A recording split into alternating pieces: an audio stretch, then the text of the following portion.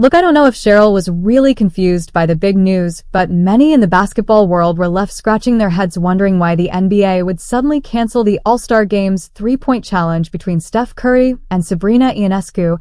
I mean, last year's contest was by all accounts a success, until now they plan to run it back. Sabrina got within 3 points of Steph, which generated headlines across the sports world and provided a broader audience with a glimpse of the skill in the WNBA because of the visibility the WNBA may have lost by not being showcased on the NBA stage. Some see this as a big fat L for the league and women's basketball. I mean, just look what the exposure of 3 dunk contest victories has done for Mac McClung's NBA career. Okay, nothing against Mac, the guy saved the dunk contest, but you can probably tell where I'm going with this. Those who think not taking part in the NBA skills competition hurts the WNBA are wrong.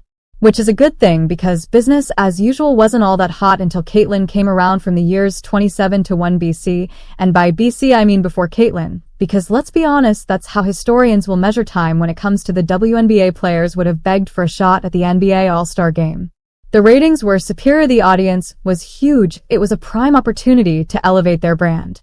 But it was also a sideshow, a gimmick, and no matter how you slice it, it kind of felt like charity in the sense that the NBA didn't really need the WNBA's involvement.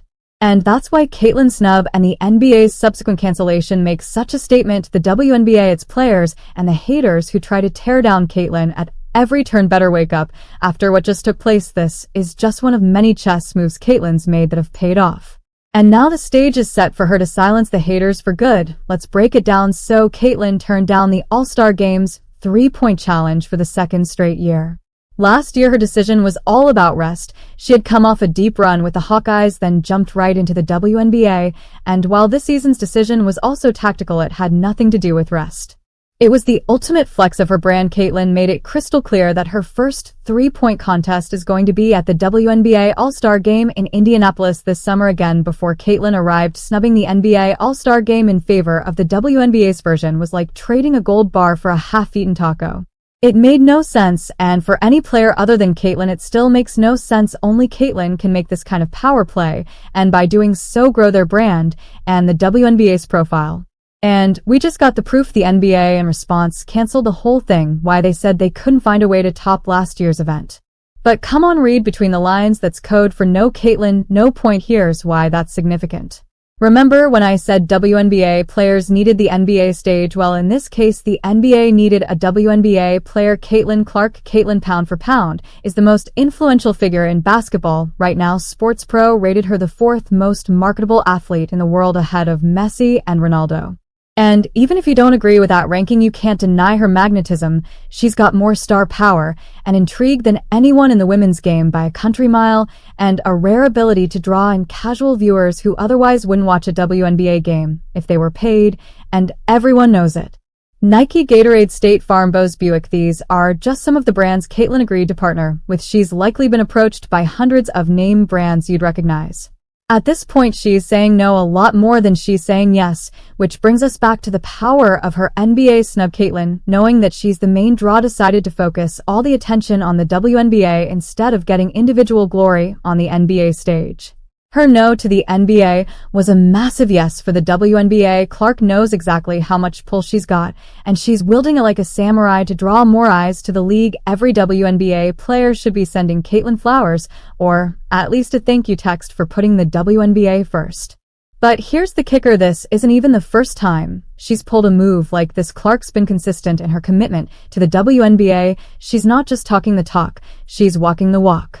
Every decision she makes seems to be laser-focused on elevating the women's game through its biggest platform. For example, everyone thought she'd jump at the chance to play an unrivaled, including the organizers and probably TNT, who committed to a TV deal because they likely thought Caitlin would be in the mix. The league pays players more than the WNBA, and Caitlin was widely expected to use her influence to grow the league. But she turned down a cool $1 million in equity. Thanks, but no thanks. Now to many this snub seemed counterintuitive. Unlike turning down the NBA, the men's game, Unrivaled, was a women's league that promoted better pay for its players, and let's not kid ourselves, while Unrivaled won't admit it, her absence could mean curtains for the league in a few years, but again her reasoning was consistent. She's laser-focused on the WNBA. She knows that's the big stage. There's no prestige in winning Unrivaled. That's not what people will remember. She'd be doing them a favor more than it would benefit her. Really, the Olympics is the only basketball event outside of the WNBA she'll participate in because there's prestige and legacy tied to it. It's representing her country in front of the world, not playing for a paycheck in front of 850 fans. The sideshows and stunts are distractions. They're potential liabilities that could derail what she's trying to accomplish. I mean, could you imagine Caitlin being sidelined for 20 games of the upcoming WNBA season because she got injured playing 3-on-3 against Angel Reese? The WNBA should have paid Caitlin $5 million not to participate for that reason alone. If she understands one thing, it's that her dominance on the court is the foundation of her meteoric rise, while some players in the league actively seek attention outside of basketball, leading with attitude and personality to snag sponsorship deals. I'm not naming names. Clark's allure is all about what she does when she steps onto the hardwood. Her aura took shape in college. She didn't just break records, she shattered them. She became the all-time points leader in college basketball history, not just women's but men's too, and she did it with style, delivering dominant playoff performances and leading her team to 2 finals appearances. Naturally, the hype followed her to the W. Her draft alone drew 3.4 million viewers. Some doubters like Cheryl Swoops questioned whether she could deliver the same goods at the pro level, but guess what? Clark didn't just meet those sky-high expectations, she obliterated them in her rookie season. She averaged a jaw-dropping 19.2 points and 8.4 assists per game. Let that sink in for a moment. We're talking about a rookie coming in and immediately becoming one of the league's top performers. She set the single-season assists record, became the first rookie in WNBA history to record a triple-double, and walked away with the Rookie of the Year award. Oh, and did I mention she led her team to the playoffs and finished 4th in MVP voting in her first year? Yet people still say the hype is because of her color. I'll get into how they're about to look really bad in a minute. Through her on-court accomplishments, she captivated a whole new audience. Want proof? Let's look at the numbers. Indiana Fever games accounted for a staggering 45% of the league's broadcast value. Almost every game that pulled in over 1 million viewers featured, guess who? Caitlin Clark. Her first-round playoff games drew more eyeballs than the WNBA Finals. But here's where it gets really interesting. The Indiana Fever set a single-season record for total home attendance with 340,715 fans, absolutely demolishing the previous record of 250,565 set by New York way back in 2001. We all love the Lexi Hulls and Temi Fagbenlis of the world, but they aren't who the fans came to see. Now, of course, as I mentioned, there are always going to be detractors. There's nothing wrong with criticizing on-court performance.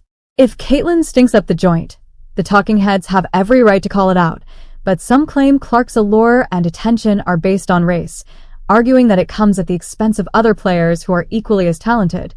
But let's be real here. The numbers don't lie. Clark isn't just getting attention. She's earning it with her play on the court. It's not really that hard to get. Speaking of being hard to get, let's talk about the power of saying no. It's not something we often celebrate, but in Caitlin Clark's case, it's becoming a game changer. Every time she says no, her brand value increases. I mean, this is the first time since 2023 when fans have gone a long stretch without Caitlin playing basketball. At this point, fans are going bananas over clips of her simply working out or watching football games. Just wait for the first game of the WNBA season. Because of the build-up, ratings will be off the charts, and when you have the NBA straight up canceling their events because you're not playing in them, that's power. I mean, ask yourself, did you ever think a WNBA player would have that kind of leverage? Even Clark's critics are starting to take notice. The same people who tried to tear her down, claiming her attention was only because of her race, are now forced to acknowledge her impact.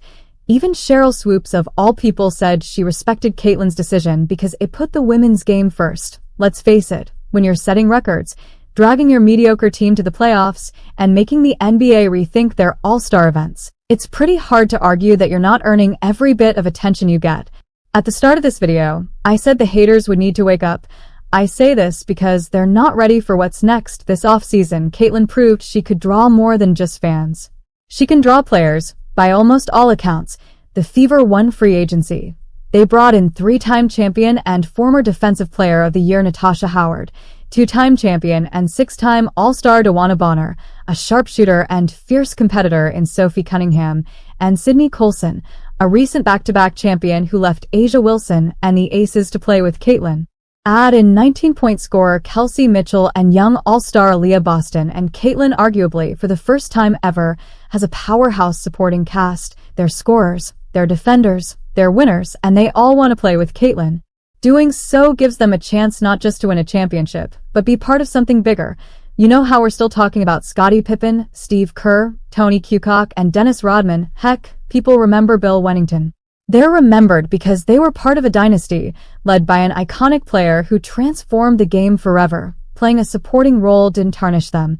It cemented their names in a legacy of dominance. Caitlin Clark, in that sense, is the Michael Jordan of the WNBA. The Fever are while the commissioner and others in the media drool over rivalries like Caitlin versus Angel or Caitlin versus Asia. They should simply lean into Caitlin's quest for a championship. If other players become rivals naturally, so be it. The impact of Caitlin making a deep championship run cannot be understated. Clark's championship game with the Hawkeyes pulled in nearly 19 million viewers. Just imagine what would happen if she made the WNBA finals. We're talking about unprecedented viewership, not just the 1 to 2 million per game achieved by the Liberty and Lynx, and with the finals being extended from 5 to 7 games this year, there'd be even more exposure for the league. If Caitlin draws 10 million viewers and wins MVP, there's nowhere left to hide for the haters who claim her ascent is race-driven. And these accomplishments are more than just possible. The clickbait detractors are going, so they might as well tone down the rhetoric now. It's bad for the game either way. Clark's visibility and success are inspiring a whole new generation of female athletes. She's changing the narrative around women's sports, proving that the WNBA can stand on its own without needing validation from a men's league. Her sponsorships and fame are a byproduct of her on-court success, a standard that everyone should be able to respect. She knows this, and by turning down the NBA and other opportunities, she remains laser-focused on what will make the biggest impact on not just her brand and legacy, but the women's game. The ripple effects of Clark's influence are already being felt. Youth participation in basketball is on the rise, and public perception of women's basketball is shifting. So while leagues like Unrivaled were built to boost player salaries, and the NBA's three-point challenge was meant to showcase women's talent, Clark is showing that greatness in the WNBA is enough. Because of Caitlin and her discipline to say no, all eyes will be on the WNBA All-Star Game coming up in Indianapolis this summer. It's going to be must-see TV, and Clark knows it. She's not just participating in an event. She's shining the spotlight on her peers, as they say. A rising tide lifts all boats. And if the result of Caitlin's recent power move with the NBA proved anything, it's that she's only begun to elevate the women's game. If you're still here, drop a basketball in the comments to let me know. Thank you for watching. See you next time. Thank you so much.